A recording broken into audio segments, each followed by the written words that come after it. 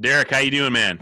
Doing good. How you doing, Colin? Not too bad. Thank you for coming on here, and thank you for reaching out. And I just want to say to anybody on the channel, man, I'll talk to Fish or Ween to anybody. So if you ever want to come on, these are not recorded and broadcasted live. So if you rip into me or whatever, I'm just not going to post the video. Or if you say something a little silly, it can be edited out. But by all means, I'm interested in talking to anybody, Fish, Ween related, or just anything in general.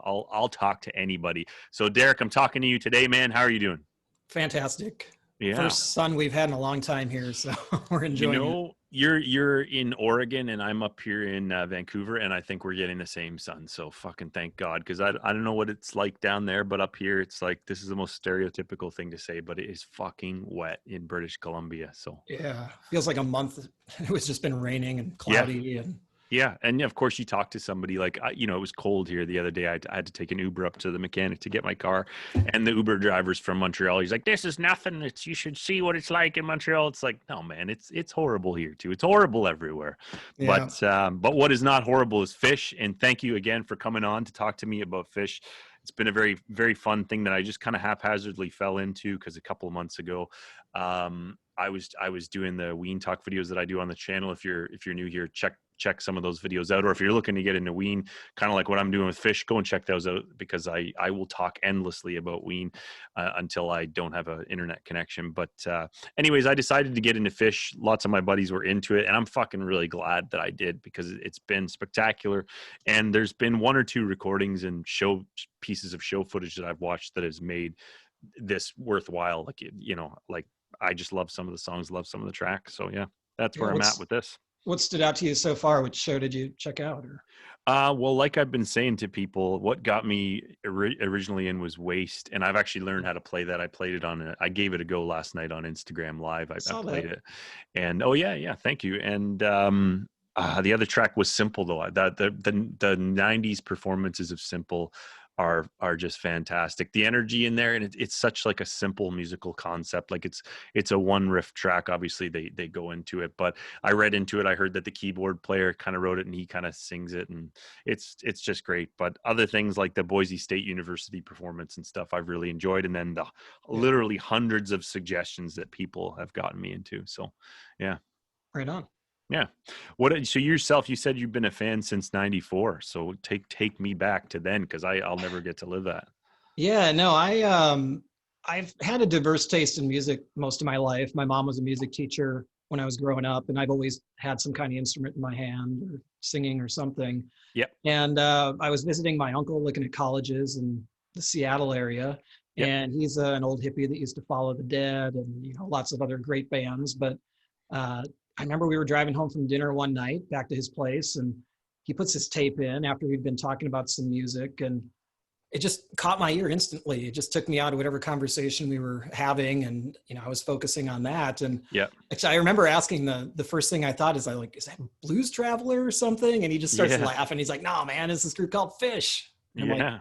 "Fish, like fish?" And he's like, "No, no, I'm at the PH." And he told me a little bit about them, and I didn't think much of it until maybe a month or two later. I was back home and was at a record store looking to buy something new back when they still went Yep. to a record store. Yeah. I miss And that. walking down the aisle, and I just see the Peas, and they had a little header for Fish. And I go, "Oh yeah, that's that band that my uncle was talking about." And I thought, well, maybe I should buy something of theirs. And I remember seeing Junta, Yeah. and the artwork caught me right away because it's just cool art on the cover by Jim Pollock. And the thing that really got me was the two CDs for the price of one. So I'm like, hey, I'm like getting my money's worth here. So I bought it. Yeah.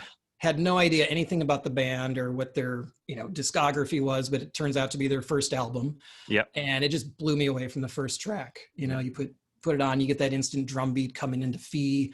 You Enjoy Myself after that, which is like the band's signature tune, and so many other great ones. Divided Sky, Yeah. Oh, Building I love that. Apparatus is fun.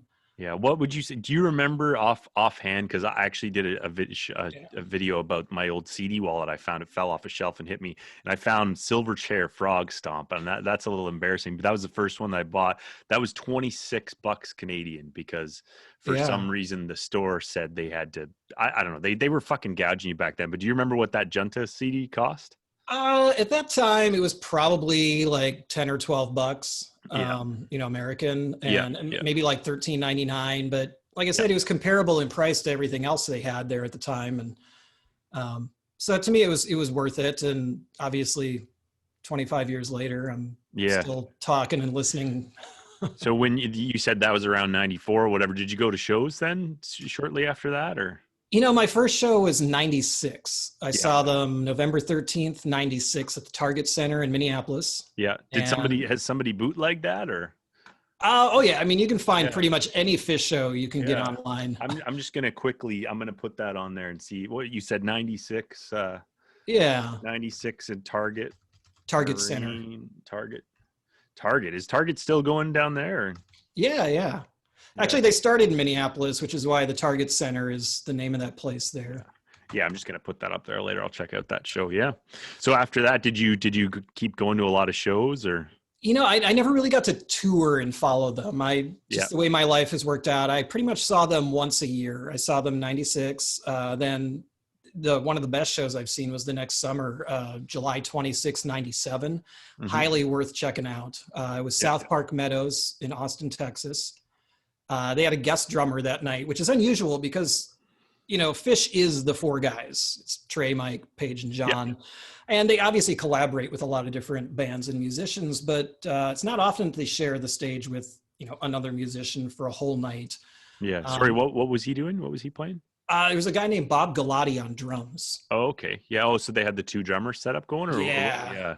I mean, Fishman's already a beast on the drums, but then you Yeah. get another guy with that kind of jazz background and, Yeah. among what else he's done. But it was just a killer show. But yeah, 98, 99, 2000. So I saw pretty much one every year until then. I skipped a couple of years. They kind of broke up in 2000, which is part of Yeah. one of the things you wanted to talk about was the eras of Phish. Yeah, because a buddy of mine, the guy who I was going to have on to the show, he had something going on. I don't know, but anyways, he mentioned the sort of dark era Phish, and then I did kind of hear about Trey's sort of drug problems and stuff like that. So without going into too much Yeah. tarnishing detail, like my assumption was that he just had a rough patch, and maybe he just forgot how to say no for a couple of years there, and can totally Yeah. happen. Yeah. Yeah, it's been hashed and rehashed online, but Yeah. needless to say, people run into troubles in life, Yeah. and they took some time off in 2000. Yeah. Initially, they didn't say why; they just said they needed some time apart to breathe and regroup in a couple of years. It was kind of open ended at the time. Yeah. But it's apparent what was going on, and they just needed to get their heads together, and Yeah. so they came back in 2002 Yeah. at the end of that year, and they played for a couple of years, and it just whatever they were doing during that time didn't stick, and they decided let's break it up. So 2004, they announced just really out of the blue that they're just breaking up, and their last show of that summer, which was going to be called Coventry, was going to be their last set of shows. It was one of their big festivals like they had done in the past. But yeah, and they broke up, and that's when things, honestly, in my opinion, changed for the better. I mean, Yeah. they had a couple of other things. Trey got arrested. Yeah, I did read something about that. He was driving or whatever, and then he ended up in drug court. And I actually didn't know what drug court was. I was like, what is this, like a nighttime television show or something? Like Right. where It's Trey not- comes in, Your Honor, we present Trey. Give us a little solo, and then we're going to send you to jail or whatever. I don't know. it's not a common thing, but he was very fortunate that they had that Yeah. where he was and gave him the option. And he's talked about it pretty openly since then that saved his life. Yep. Saved a lot of people from heartache and grief. Yeah, which And is the last thing anybody would have wanted. So yeah, it's good that he turned that around. Again, I mean, I don't want to go too much into the dark Right. there, because I do have some big questions about something that which is Gamehenge, of course. Because a lot of people, when I first started the series, a lot of people kept throwing me Gamehenge, and Read the book. a number of people read the book, and I'm like, this is like a fucking prank. Like, because I remember I grew up in a small town, and we used to tell people that there was. I can't remember what it was. We used to tell people there was a shipwreck in the bay or whatever, and they Okay. could go out snorkeling and find it. And there was no shipwreck there, right? There's probably just empty beer cans or whatever. It's And like then snipe hunting. yeah, and I went on holiday to the Vancouver Island up here, and somebody's like, "Oh, you can take this hike, and there's a German World War II bomber you can find if you just hike up that hill, right?" And of Right. course, I grew up in a small town, but anyways, I kind of when I started Googling it, I thought people were maybe trolling me a little bit, but so it turned out that I found out there is a book, but it's like the companion book that some people were recommending, and Yeah. this my buddy Nick down the state says he's going to send me a copy. I don't know if he's going to send it. I'm still waiting for it, but I might pick up one of those anyway. And then I found out that the book is just an element from the story of Gamehenge, which is what I want to talk about. So tell Yeah. me about Gamehenge, please, sir. Yeah. Well, Gamehenge was Trey's senior thesis when he graduated from Goddard College. Yep. So he was a music composition major, I believe. He had started out at University of Vermont, where the band kind of formed its core, and then he moved to this more open place and wanted to study, more open ideas of composition and what it is to be a songwriter and a performer. Yep. And so Gamehenge was this story involving a number of characters, essentially like a rock opera, for Yep. lack of a better description. And the Helping Friendly book is a significant part of that. Some of the names are escaping me at the moment as far as the characters in Yeah. Gamehenge, Well, what but it I looked involves, into, you have Wilson, then you yeah, have he's the antagonist, I guess, right?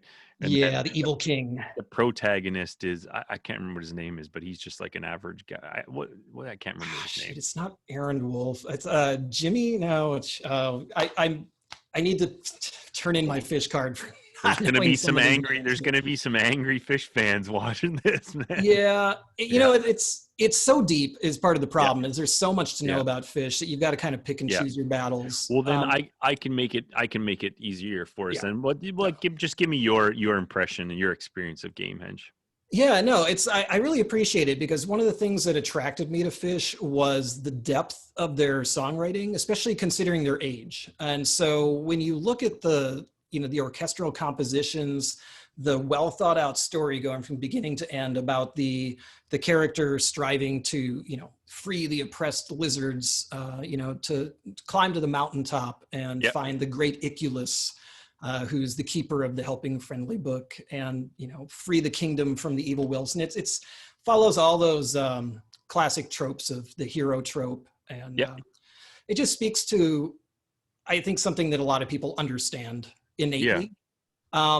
But yeah, these guys are like 18 years old when they're writing this stuff, and you Yeah. hear the intricacies of it, and it just blew me away. Um, but you're not wrong in that the Helping Friendly book is a bit of a joke as well. Yeah. It's a deep part of the mythology, but it's one of those things that's it's kind of the code. Yeah. They have a secret language that the band appreciates and the fans appreciate with each other. Yeah. Um, and so that's kind of the stuff that got me. And the one song that I love the most from it, and it tells a lot of the story, is The Lizards. Yeah. Um, Yeah, people were talking about, pointing me at the lizards, and I got to say the song that I really liked. There are three songs that I enjoyed. One was Wilson, and yeah, then AC/DC Bag. It's just such yeah, a little rocker, and it's even in the rough sort of quality of, like, I listened to the '87 recording, which I think mhm. they call The Man Who Stepped Into Yesterday. Is that Yeah, that was the actual name of the thesis. yeah. And I really like that '87 recording. Because, like, I've done a lot of music myself, and I mean, I actually have a very bad rock opera that I have, and I'm not going to ever hopefully show anybody that. I actually put it up on Bandcamp. You could find it, but I'm not going to allude to what it is because I'm personally glad that nobody has really listened to it since I put it out. But just the process of doing something like that, I can relate to how fun that is, and you can really hear, like, when somebody's having fun what they're doing. You can hear it. And I think, like, when Trey's, like, narrating it, it sounds like somebody on, like, public radio, like, "Hello everybody, now we'd like to bring your attention to this week's parade." And it's like a Yeah, really, like, it's just a really innocent kind of thing. And I love the slightly grainy, like, bitty sound of the recording of the music. Like, I think the it old almost 4-track adds, sound. yeah, it almost adds a layer on top of it, kind of like I'm huge into Ween. I do the Ween talk show, and some of their early stuff, it's pretty rough, but, like, just something about that, like, just the graininess, I think, adds a lot to it. So I really enjoyed that. Yeah, the graininess, it's funny. I don't mean to change the topic or move the topic, but Yeah, they're obviously a band known for their taping policy that you can go, and they've always encouraged people to record their shows and yeah, spread the love in that way. And there is an immediacy to some of those early recordings because they were analog. There was tape. It was people really with care and love setting up, a lot yeah, of the times getting those recordings. And obviously the man who stepped into yesterday was a little different because that was a studio type of thing, but yeah, it was that organicness that I really liked, that yeah, you could put yourself in that space, even though I had, never saw them during that time. You feel yeah, yourself in those clubs yeah. Well, I mean, where they hone their chops. there's like when you get that like low level recording gear, of like low level of technology is what I'm trying to say. There's Mhm. more, like, in my opinion, there's more of a performance element to the recording, because you're not sitting there with an engineer who's like, yeah, don't worry, I can drop in and we can cut and paste sections or whatever, and you get like a, Right. a, a time capsule, right? More than like a technically perfect performance. So I absolutely love that recording. That's a great description, a time capsule. Yeah, there's an immediacy to the early stuff. Yep. Um, yeah, and yeah.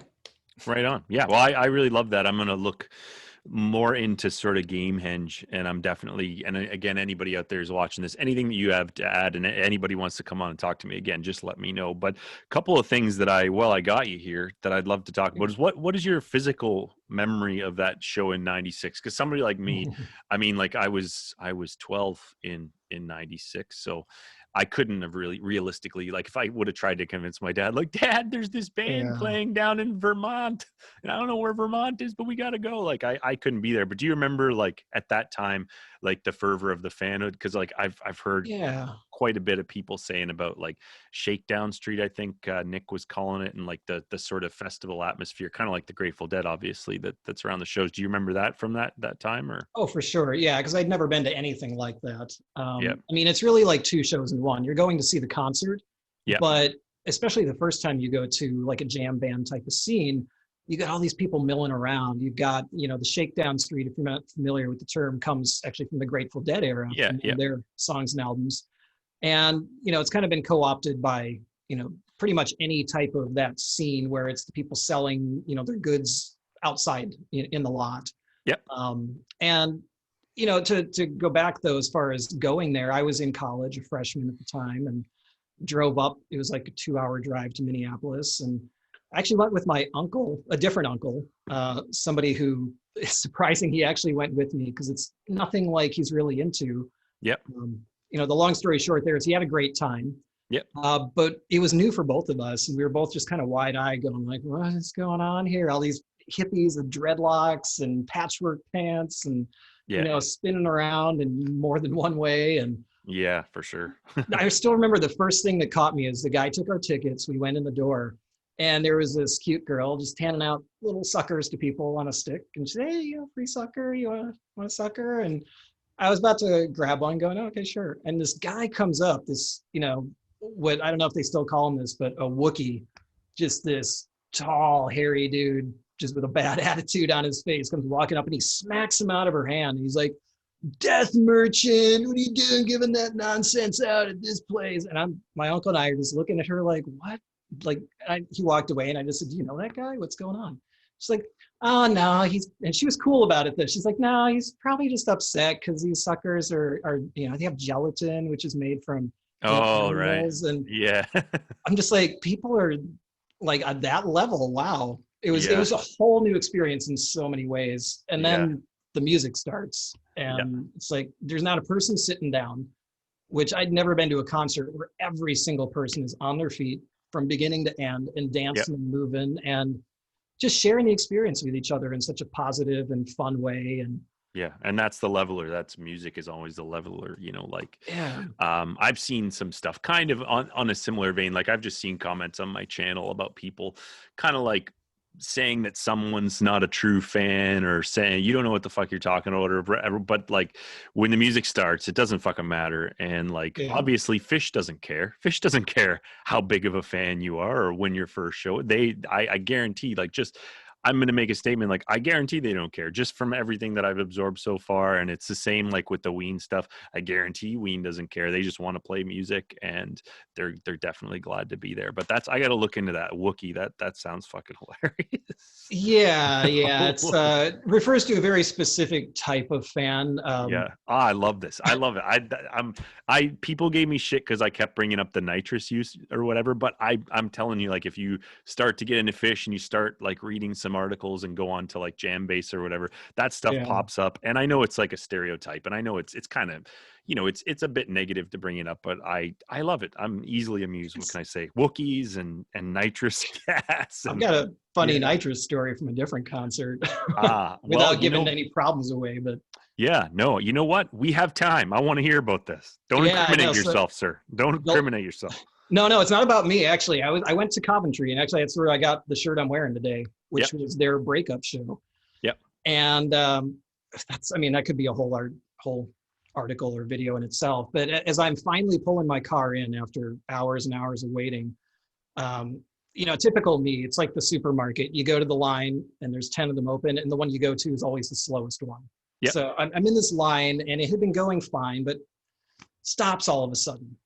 And it's like the car in front of me is just not moving. It's not moving. And, most of the cars are going through in like 5 or 10 minutes. They're just asking you questions. You got anything you're not supposed to have? And, they're kind of looking in your car.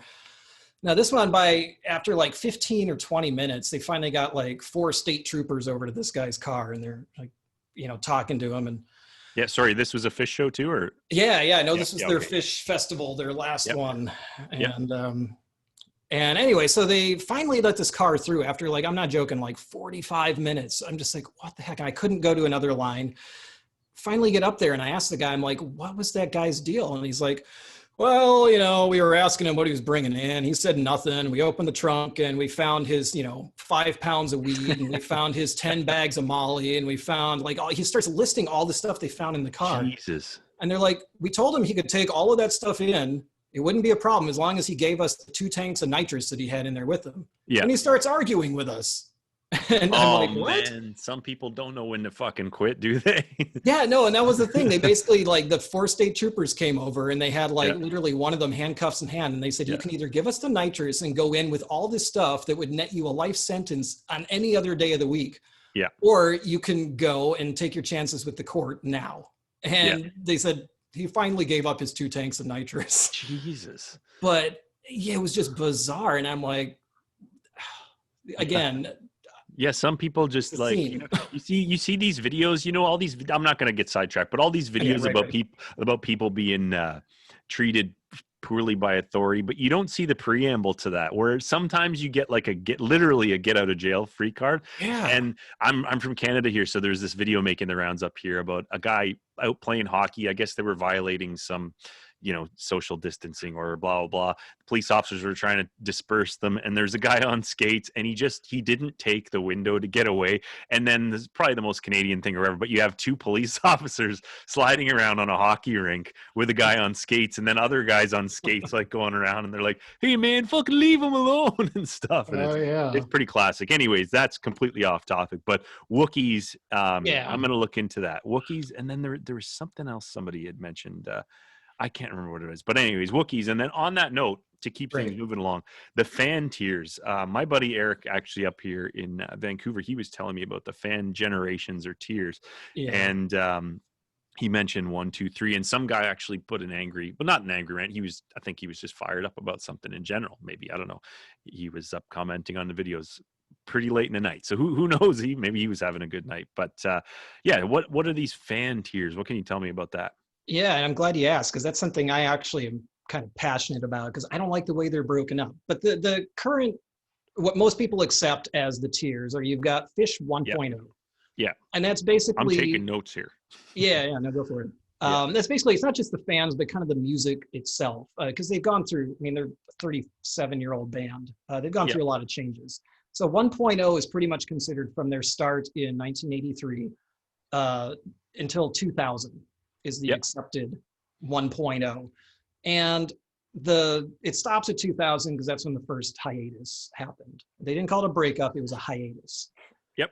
And then they call Fish 2.0 from 2000 or sorry, 2002 to 2004, because that's kind of when they got back together and then broke up after Coventry. And that's really considered the little more darker era of Phish because of some of the troubles they were going through. Yeah. And then they broke up and got back together. And so 3.0 is considered from 09 when they got back together after the breakup until today. Yeah. But the problem I have with it is that 1.0 covers so much. You know, if you're talking from 83 to 2000, that's 17 years. And then you got an era of 2.0 that covers 2 crummy years. Yeah. I think it really goes, in my mind, more from the beginning to around 94. You know, you could argue any of the years kind of around there. Yeah. And I got some notes as to far as why I think that would be events that were going on, but they really hit a new plateau in those early to mid 90s. They got a major record label deal with Elektra Records. They had, you know, their first kind of festival circuits around that time. They toured with the Horde Festival. Really, sorry, that was in 94, sorry?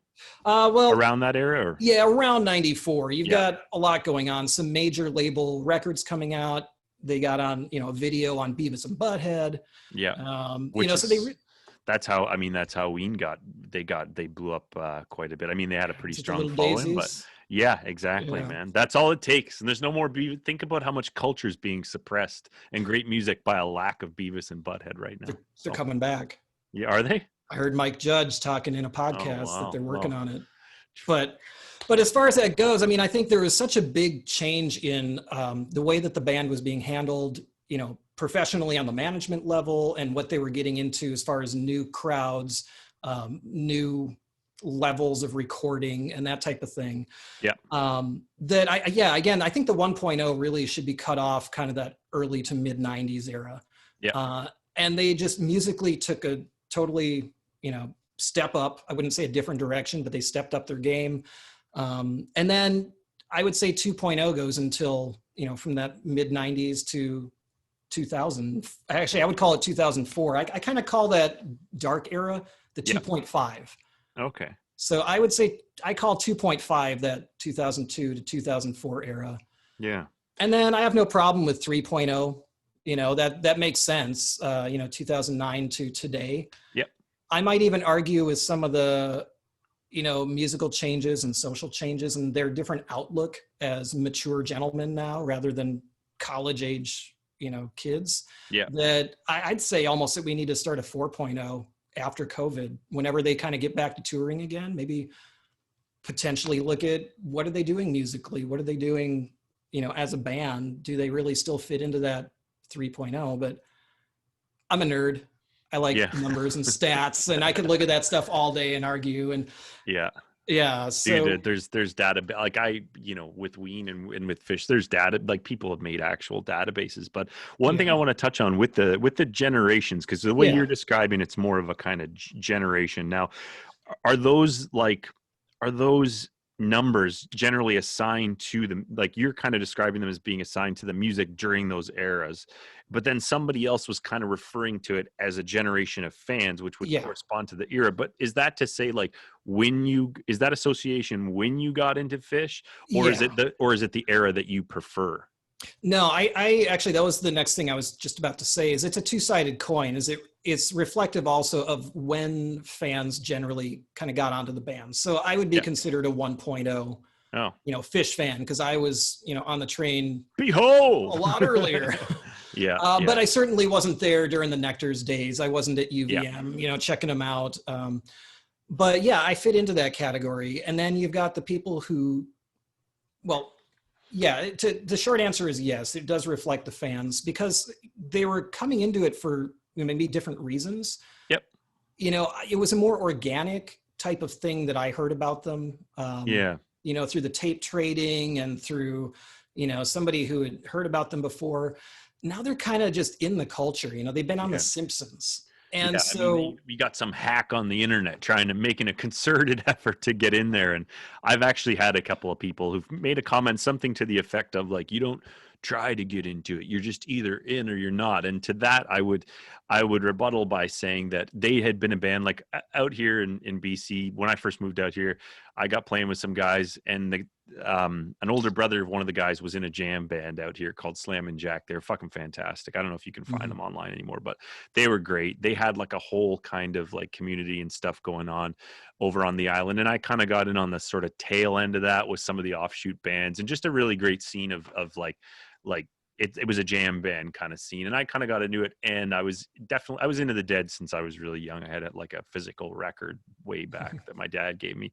But I got into that kind of music, but Phish was something that wasn't like, I'd never heard of it. Like it wasn't, I mean, maybe it's bigger now, but, and I mean, it's been on TV shows and stuff. It's kind of like a thing that's out there now, but I hadn't heard of it. So I actually just heard about it kind of secondhand, and there was just so much, and there was no starting point and stuff like that. So I would argue that like, you know, like I guess I'd be a 3.0, but I don't think it cheapens the experience to me anyways. Cause now it's like I start off at this point and I can look back and there's so much there, especially during, you know, a pandemic where you have the time to look into something, and definitely the need for music. It's been great for me. So if you know, if I'm a 3.0, that I guess that's it for me then. So yeah, no, yeah. I'm not picky about any of that type of nonsense. I mean, I think the band is for anybody that is willing to give them a listen and enjoys good people and good times. And yeah, whether you're coming into it because you're, you know, a music major and you appreciate their composition techniques, or you're into it because you like a lot of drugs or whatever. It's like there's something for everybody. Or you identify as a Wookiee or something. Yeah, but I think to get